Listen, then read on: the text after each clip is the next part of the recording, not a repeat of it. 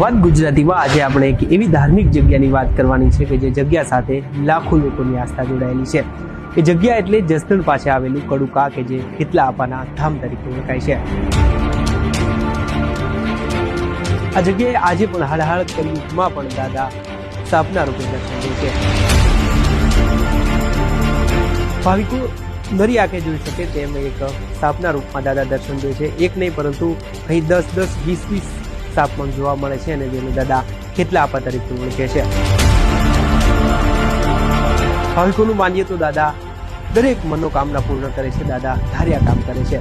ત્યારે આવું મળીએ અને આવો દર્શન કર્યા ધાર્મિક જગ્યા કડુકાથી ખીતલા આપાના।